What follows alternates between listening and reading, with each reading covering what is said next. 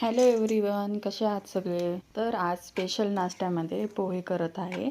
तर तुम्ही बघून घ्या मी कसे पोहे तर तुम्ही आज बघू शकता इथं स्पेशलमध्ये पोहे होत आहेत. मी आधी शेंगदाणे भाजून घेतले, साईडला काढले. साईडला काढण्याचं कारण एकच आहे, ते खुसखुशीत राहतात, कुरकुरीत राहतात. नंतर थोडेसे पोहे तेलात टाकून मी भाजून घेतलेले आहेत. तुम्ही बघू शकता तिथे ते, कारण की त्याच्यावरती जर आपल्याकडे शेव फरसाणा वगैरे नसेल तर ते जरी टाकून खाल्लं ना खूप छान लागतं. ते पण खुसखुशीत कुरकुरीत लागतं.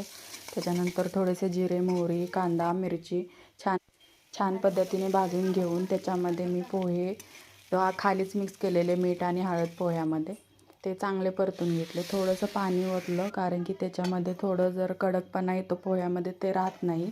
थोडेसे वाफलून घेतले म्हणजे मऊ पोहे होतात, एकदम खाण्यासाठी खूप छान लागतात मऊ पोहे गरम गरम. ते बघू शकता पोहे आपले होत आलेले आहेत.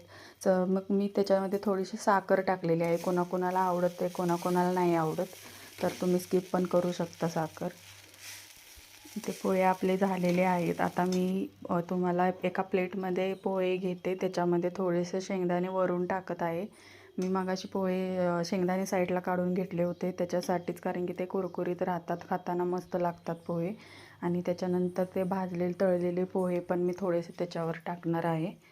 थोडासा फरसाणा पण टाकणार आहे त्याच्यावरती. आणि आपले पोहे इथे तयार आहात, तुम्ही बघू शकता.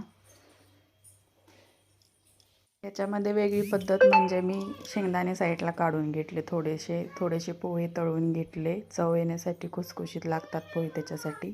आणि त्याच्यानंतर थोडंसं पाणी ओतून थोडेसे मऊ होण्यासाठी मी झाकण टाकून थोडेसे वाफलत ठेवलेले होते ते पोहे. तर तुम्ही इथे बघू शकता आपले पोहे रेडी आहेत. तुम्ही पण ह्या पद्धतीने करून बघा. ते झाल्यानंतर मी माझ्या मुलीसोबत थोडंसं खेळत होते. तुम्ही बघू शकता कशी खेळते माझी मुलगी माझ्यासोबत. तिच्यासोबत मी खेळत आहे. चला बाय बाय. इथेच आपला आज व्लॉग संपत आहे. भेटू नेक्स्ट व्लॉगमध्ये.